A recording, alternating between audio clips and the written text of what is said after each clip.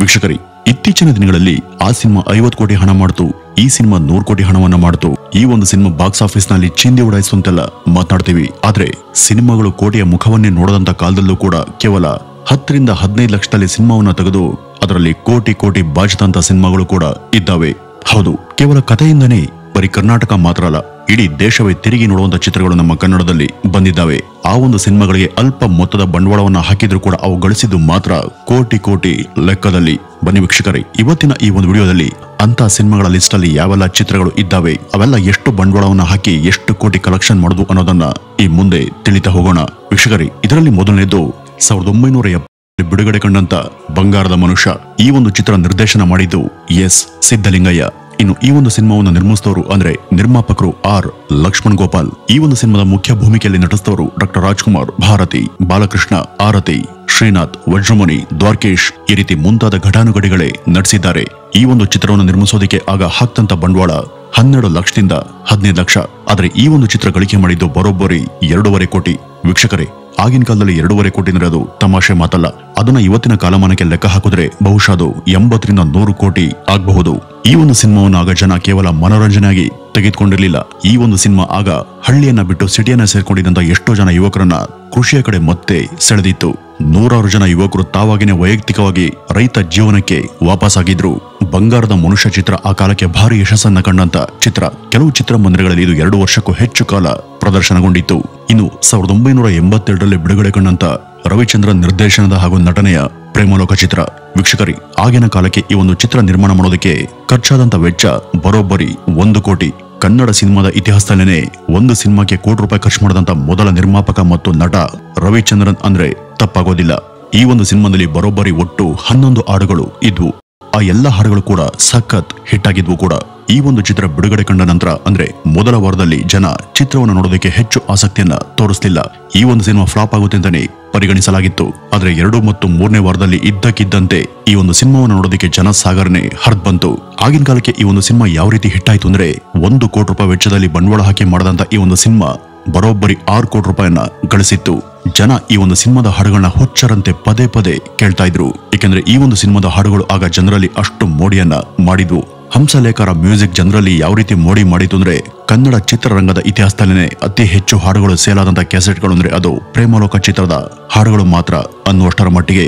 ಇನ್ನು 3ನೇದಾಗಿ ಜನ್ಮದ ಜೋಡಿ ಚಿತ್ರ. ಇದು 1996ರಲ್ಲಿ ಬಿಡುಗಡೆ ಕಂಡಂತ ಸಿನಿಮಾ. ಟಿ.ಎಸ್. ನಾಗಾಭರಣ ನಿರ್ದೇಶನ ಮತ್ತು ಪಾರ್ವತಮ್ಮ ರಾಜ್ಕುಮಾರ್ ಅವರ ನಿರ್ಮಾಣದಲ್ಲಿ ಮೂಡಿಬಂದಿರುವಂತಹ ಈ ಒಂದು ಚಿತ್ರಕ್ಕೆ ಆಗ ಹಾಕ್ತಂತ ಬಂಡವಾಳ 40 ಲಕ್ಷ ರೂಪಾಯಿ. ಮತ್ತೆ ಈ ಒಂದು ಸಿನಿಮಾ ಗಳಿಸಿದ್ದು ಬರೋಬ್ಬರಿ 3 ಕೋಟಿ ರೂಪಾಯಿ. ಈ ಒಂದು ಸಿನಿಮಾ ಆ ವರ್ಷದ ಮತ್ತು ಆಗಿನ ಕಾಲಕ್ಕೆ ಬಹುದೊಡ್ಡ ಯಶಸ್ವಿ ಚಿತ್ರ. ಇದರ ಹಾಡುಗಳು ಕೂಡ ಭರ್ಜರಿ ಹಿಟ್ ಆಗಿದ್ವು. ವಿ ಮನೋಹರ್ ಅವರ ಸಂಗೀತದಲ್ಲಿ ಮೂಡಿಬಂದಂತ ಈ ಒಂದು ಚಿತ್ರಕ್ಕೆ ಆ ಒಂದು ಹಾಡುಗಳು ಕೊಟ್ಟಂತ ಶಕ್ತಿ ನಿಜಕ್ಕೂ ದೊಡ್ಡ ಮಟ್ಟದಲ್ಲೇ ಇತ್ತು. ಈ ಒಂದು ಸಿನಿಮಾ ಆಗಿನ ಕಾಲಕ್ಕೆ ಎಷ್ಟರ ಮಟ್ಟಿಗೆ ಹಿಟ್ ಆಗಿತ್ತು ಅಂದ್ರೆ 70 ಚಿತ್ರಮಂದಿರಗಳಲ್ಲಿ ಬರೋಬ್ಬರಿ 100 ದಿನಗಳ ಯಶಸ್ವಿ ಪ್ರದರ್ಶನವನ್ನ ಕಂಡಿತ್ತು. 40 ಲಕ್ಷದಲ್ಲಿ ತಯಾರಾದಂತ ಈ ಒಂದು ಸಿನಿಮಾ ಬರೋಬ್ಬರಿ 3 ಕೋಟಿ ರೂಪಾಯಿನ ಗಳಿಸಿ ಆ ವರ್ಷದ ಅತಿ ದೊಡ್ಡ ಯಶಸ್ವಿ ಚಿತ್ರ ಅಂತಾನೆ ಕರೆಸ್ಕೊಂಡಿತ್ತು. ಇನ್ನು 4ನೇದು ಸೂರ್ಯವಂಶ ಚಿತ್ರ. ಎಸ್ ನಾರಾಯಣ್ ನಿರ್ದೇಶನ ಮತ್ತು ಅನಿತಾ ಕುಮಾರಸ್ವಾಮಿ ಅವರ ನಿರ್ಮಾಣದಲ್ಲಿ ಮೂಡಿಬಂದಂತ ಈ ಒಂದು ಚಿತ್ರಕ್ಕೆ ಆಗ ಖರ್ಚಾಗಿದ್ದು ಒಟ್ಟು 3 ಕೋಟಿ ರೂಪಾಯಿ. ಆದ್ರೆ ಈ ಒಂದು ಸಿನಿಮಾದ ಒಟ್ಟಾರೆ ಗಳಿಕೆ ಬರೋಬ್ಬರಿ 15 ಕೋಟಿ. ಈ ಒಂದು ಹಣವನ್ನ ಇವತ್ತಿನ ಕಾಲಮಾನಕ್ಕೆ ಲೆಕ್ಕ ಹಾಕಿದ್ರೆ ಅದು ಬರೋಬ್ಬರಿ 90 ಕೋಟಿಗೆ ಸನಿಹ ಆಗುತ್ತೆ. ಈ ಒಂದು ಚಿತ್ರ ಕರ್ನಾಟಕದಲ್ಲಿ 25 ವಾರಗಳ ಕಾಲ ಸಿಲ್ವರ್ ಜೂಬ್ಲಿಯನ್ನ ಆಚರಿಸಿತ್ತು. ಕರ್ನಾಟಕದ ಪ್ರತಿ ಹಳ್ಳಿಯಿಂದನೂ ಕೂಡ ಜನ ಮುಗಿಬಿದ್ದು ಈ ಒಂದು ಚಿತ್ರವನ್ನ ವೀಕ್ಷಣೆ ಮಾಡಿದ್ರು. ಇನ್ನು ಈ ಒಂದು ಸಿನಿಮಾಕ್ಕೆ ಸಂಗೀತವನ್ನು ಕೊಟ್ಟವರು ವಿ ಮನೋಹರ್. ಈ ಒಂದು ಸಿನಿಮಾ ಹಿಟ್ ಆಗೋದಕ್ಕೆ ಆ ಹಾಡುಗಳು ಕೂಡ ಶಕ್ತಿಯನ್ನು ತುಂಬಿದ್ದು ಅಂದ್ರೆ ತಪ್ಪಾಗೋದಿಲ್ಲ. ಒಟ್ಟಾರೆಯಾಗಿ 3 ಕೋಟಿ ವೆಚ್ಚದಲ್ಲಿ ತಯಾರಾದಂತ ಈ ಒಂದು ಸಿನಿಮಾ ಗಳಿಸಿದ್ದು ಬರೋಬ್ಬರಿ 15 ಕೋಟಿ ರೂಪಾಯಿ. ಇನ್ನು 2000ನೇ ಇಸ್ವಿಯಲ್ಲಿ ಬಿಡುಗಡೆ ಕಂಡಂತ ಯಜಮಾನ ಚಿತ್ರ.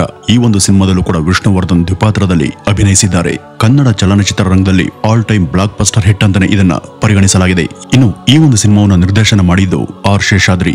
ಇನ್ನು ಈ ಒಂದು ಚಿತ್ರ ನಿರ್ಮಾಣ ಮಾಡಿದವರು ರೆಹಮಾನ್ ಅವರು. ಈ ಚಿತ್ರದಲ್ಲಿ ಡಾಕ್ಟರ್ ವಿಷ್ಣುವರ್ಧನ್, ಪ್ರೇಮ, ಶಶಿಕುಮಾರ್, ಅಭಿಜಿತ್, ಟೆನ್ನಿಸ್ ಕೃಷ್ಣ ಈ ರೀತಿ ಮುಂತಾದವರು ಅಭಿನಯಿಸಿದ್ದಾರೆ. ಇನ್ನು ಈ ಒಂದು ಸಿನಿಮಾಗೆ ಸಂಗೀತವನ್ನು ಕೊಟ್ಟದ್ದು ರಾಜೇಶ್ ರಾಮನಾಥ್.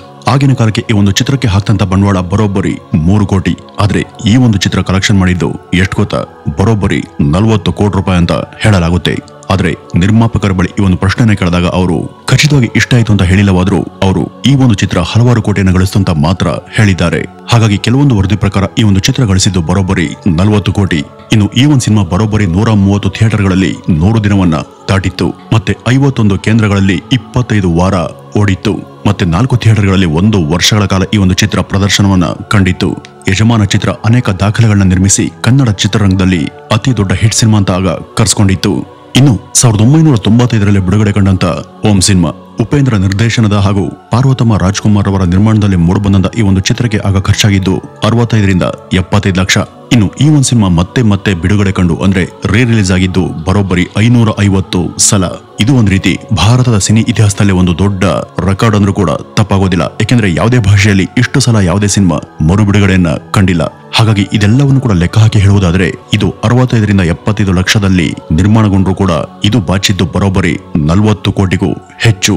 ಇನ್ನು 2015ರಲ್ಲಿ ಸ್ಯಾಟಲೈಟ್ ರೈಟ್ಸ್ ಇಂದ ಈ ಒಂದು ಚಿತ್ರಕ್ಕೆ 15 ಕೋಟಿ ರೂಪಾಯಿ ಸಿಕ್ಕಿತ್ತು. ಅಂದ್ರೆ ಕನ್ನಡ ಚಿತ್ರರಂಗದ ಇತಿಹಾಸದಲ್ಲಿ ಇಷ್ಟು ಭಾರಿ ದೊಡ್ಡ ಮೊತ್ತಕ್ಕೆ ಟಿವಿ ರೈಟ್ಸ್ ಸೇಲಾದಂತ ಚಿತ್ರ ಅಂದ್ರೆ ಇದೇನೆ.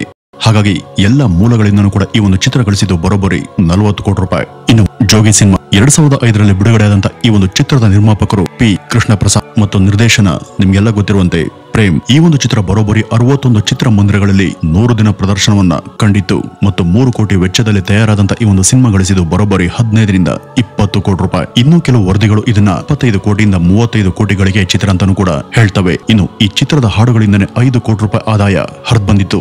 ಇನ್ನು 2007ರಲ್ಲಿ ಬಿಡುಗಡೆಯಾದಂತ ದುನಿಯಾ ಸಿನಿಮಾ, ಈ ಒಂದು ಸಿನಿಮಾವನ್ನ ನಿರ್ದೇಶನ ಮಾಡಿದ್ದು ಸೂರಿ. ಇನ್ನು ನಿರ್ಮಾಪಕರು ಲೂಸ್ ಮಾದ ಅಲಿಯಾಸ್ ಯೋಗಿರವರ ತಂದೆ ಸಿದ್ರಾಜು. ಈ ಒಂದು ಚಿತ್ರ ನಿರ್ಮಾಣಕ್ಕೆ ಆಗ ಖರ್ಚಾಗಿದ್ದು 2 ಕೋಟಿ ರೂಪಾಯಿ. ಆದ್ರೆ ಈ ಒಂದು ಚಿತ್ರ ಗಳಿಸಿದ್ದು ಬರೋಬ್ಬರಿ 15ರಿಂದ 20 ಕೋಟಿ ರೂಪಾಯಿ. ಇನ್ನು ಈ ಸಿನಿಮಾ ಕೂಡ ಹಲವು ಥಿಯೇಟರ್ಗಳಲ್ಲಿ 100 ದಿನದ ಪ್ರದರ್ಶನ ಕಂಡು ಸಿಲ್ವರ್ ಜೂಬ್ಲಿಯನ್ನು ಕೂಡ ಆಚರಿಸಿಕೊಂಡಿತ್ತು. ಸಂಪೂರ್ಣವಾಗಿ ಹೊಸಬರ ದಂಡೆ ತುಂಬಿದಂತ ಈ ಒಂದು ಚಿತ್ರ ಆಗಿನ ಕಾಲಕ್ಕೆ ಬಹುದೊಡ್ಡ ಹಿಟ್ ಚಿತ್ರ. ಇನ್ನು 2006ರಲ್ಲಿ ಬಿಡುಗಡೆಯಾದಂತ ಮುಂಗಾರು ಮಳೆ ಚಿತ್ರ, ಈ ಒಂದು ಚಿತ್ರದ ನಿರ್ದೇಶಕರು ಯೋಗರಾಜ್ ಭಟ್ ಹಾಗೂ ನಿರ್ಮಾಪಕರು ಇ ಕೃಷ್ಣಪ್ಪ. ಇನ್ನು ಗೋಲ್ಡನ್ ಸ್ಟಾರ್ ಗಣೇಶ್ ನಾಯಕ ನಟನಾಗಿ ಅಭಿನಯಿಸಿದಂತ 2ನೇ ಚಿತ್ರ.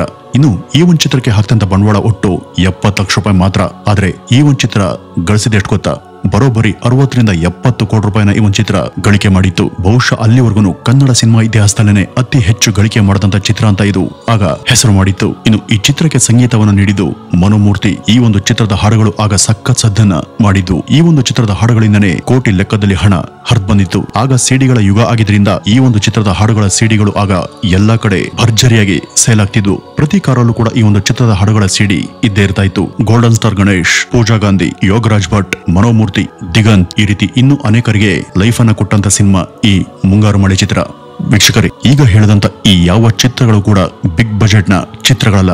ಇವೆಲ್ಲ ಕೂಡ ಗೆದ್ದದ್ದು ಆ ಚಿತ್ರದ ಕತೆ ಮತ್ತು ನಿರ್ದೇಶನ ಹಾಗೂ ಆ ಚಿತ್ರದ ಕಲಾವಿದರ ನಟನೆಯಿಂದ. ಅಂದ್ರೆ ಇಲ್ಲಿ ಅರ್ಥ ಆಗಿದ್ದೇನಪ್ಪಾ ಅಂದ್ರೆ ಒಂದು ಚಿತ್ರ ಗೆಲ್ಲೋದಕ್ಕೆ ಬೇಕಾಗಿದ್ದು ಕೋಟಿ ಹಣ ಅಲ್ಲ, ಜನ ಮೆಚ್ಚುವಂತ ಒಂದೊಳ್ಳೆ ಕತೆ, ಚಿತ್ರಕಥೆ ಹಾಗೂ ನಿರ್ದೇಶನ ಮತ್ತು ಸೊಗಸಾದ ಹಾಡುಗಳು, ಕಲಾವಿದರ ಅಚ್ಚುಕಟ್ಟಾದ ನಟನೆ ಮಾತ್ರ. ಇವೆಲ್ಲವೂ ಕೂಡ ಸರಿಯಾಗಿದ್ರೆ ಯಾವ ಚಿತ್ರ ಬೇಕಾದ್ರೂ ಗೆಲ್ಲುತ್ತೆ ಅನ್ನೋದಕ್ಕೆ ಈಗ ನಾನು ಹೇಳಿದಂತ ಚಿತ್ರಗಳೇ ಜ್ವಲಂತ ಸಾಕ್ಷಿಗಳು ಅಂತ ಹೇಳ್ತಾ ಇವತ್ತಿನ ಈ ಒಂದು ವಿಡಿಯೋವನ್ನ ಇಲ್ಲಿಗೆ ಮುಗಿಸೋಣ. ನಮಸ್ಕಾರ.